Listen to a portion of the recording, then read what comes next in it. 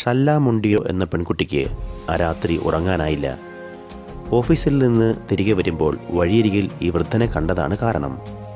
സാവോപോളോയിൽ ഏറ്റവും തണുപ്പുള്ള രാത്രിയായിരുന്നു അന്ന്. റോഡരികിൽ വലിച്ചു കെട്ടിയ പ്ലാസ്റ്റിക് ഷീറ്റിനടിയിൽ ഒരു പുതപ്പ് പോലുമില്ലാതെ ആ വൃദ്ധൻ ഇന്ന് രാത്രി തണുത്തു മരിക്കും.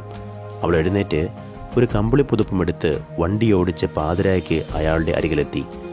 അയാൾ തണുത്ത് വിറച്ച് കൂനിക്കൂടിയിരുന്ന് എന്തൊക്കെയോ കുത്തിക്കുറിക്കുകയാണ്. നന്ദിപൂർവ്വം പുതപ്പ് സ്വീകരിച്ച ശേഷം അയാൾ അവൾക്ക് ഒരു തുണ്ട് കടലാസ് കൈമാറി. വീട്ടിലെത്തി ആ കടലാസിലൂടെ കണ്ണോടിച്ച ഷല്ല അത്ഭുതപ്പെട്ടു പോയി. മനോഹരമായ ഒരു കവിത. പിറ്റേന്ന് രാവിലെ അയാളുടെ അരികിലെത്തി സംസാരിച്ചു. അയാൾ ഒരു കടലാസ് കെട്ട് അവളെ കാണിച്ചു കൊടുത്തു. മുഴുവനും സുന്ദരമായ കവിതകൾ. വർഷങ്ങൾക്ക് മുൻപ് ദാരിദ്ര്യം മൂലം ജോലി അന്വേഷിച്ച് വീട് വിട്ടിറങ്ങിയതാണ്. ചെറിയ ചെറിയ ജോലികൾ ചെയ്ത് കഴിഞ്ഞു പോരുകയായിരുന്നു. രോഗങ്ങളും സാമ്പത്തിക ക്ലേശങ്ങളും വന്ന് ജീവിതം തെരുവിലായി. വീട്ടിലേക്ക് തിരിച്ചു പോകാൻ അഭിമാനം സമ്മതിച്ചില്ല. ചെറുപ്പം മുതലേ വായനയും എഴുത്തും വലിയ താല്പര്യമായിരുന്നു.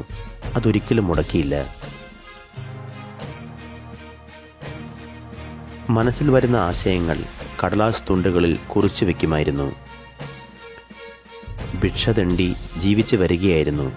മിക്കവാറും ദിവസങ്ങളിൽ പട്ടിണിയായിരുന്നു.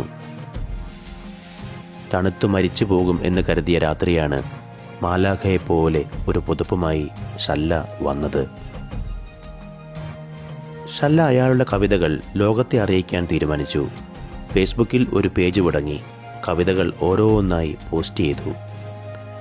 ദിവസങ്ങൾക്കുള്ളിൽ ബ്രസീലിൻ്റെ നാനാഭാഗങ്ങളിൽ നിന്നും അയാളുടെ കവിതകൾക്ക് ആരാധകരായി. ഭിക്ഷക്കാരനായ കവിയെ തേടി പല നാടുകളിൽ നിന്നും ആളുകൾ എത്തിത്തുടങ്ങി. വാർത്ത കേട്ട് ഒരു ദിവസം അകലെ നിന്ന് അയാളെ കാണാനെത്തിയ ഒരു മനുഷ്യൻ വിസ്മയത്തോടെ ഒരു സത്യം തിരിച്ചറിഞ്ഞു. വർഷങ്ങൾക്ക് മുൻപ് വീട് വിട്ടുപോയ സ്വന്തം ചേട്ടനാണിത്. ഇന്ന് ബ്രസീലിലെ ആരാധ്യ കവിയായ റെയ്മണ്ടോ അരൂഡയുടെ ജീവിത കഥയാണിത്. അദ്ദേഹത്തിൻ്റെ കവിതാ സമാഹാരങ്ങൾ പ്രസിദ്ധീകരിക്കപ്പെട്ടു കഴിഞ്ഞു. അദ്ദേഹത്തെക്കുറിച്ച് ദ കണ്ടീഷൻഡ് എന്ന പേരിൽ ഒരു സിനിമ ഇറങ്ങി. പ്രതീക്ഷയാണ് ഒരു മനുഷ്യന് വഹിച്ചുകൊണ്ട് നടക്കാവുന്ന ഏറ്റവും കനമുള്ള ഭാരം. തൻ്റെ ഒരു കവിതയിൽ അദ്ദേഹം പറയുന്നു, അന്ന് രാത്രി എന്നെ തേടി അവൾ വന്നില്ലായിരുന്നെങ്കിൽ ഒരുപക്ഷെ ആ തെരുവിൽ ഞാൻ തണുത്ത് മരിച്ചു കിടന്നേനെ. എന്നാൽ ആ രാത്രി അവൾ എൻ്റെ അരികിൽ വന്നത് ഒരു നിമിത്തമല്ല, നിയോഗമായിരുന്നു. സ്വപ്നങ്ങൾ പ്രതീക്ഷ കൈവിടാതെ പിന്തുടരുന്ന എല്ലാവർക്കും പ്രത്യാശ നൽകാനുള്ള ജീവിത നിയോഗം. സുഹൃത്തെ, എത്ര ഞെരുക്കുന്ന ജീവിതാവസ്ഥയിലും പ്രതീക്ഷ മാത്രം കൈവിടരുത്. തളരാതെ പോരാടുന്നവർക്ക് വേണ്ടി ചില നിഗൂഢ പദ്ധതികൾ ആവിഷ്കരിക്കപ്പെടുന്നുണ്ട് എന്നറിയുക.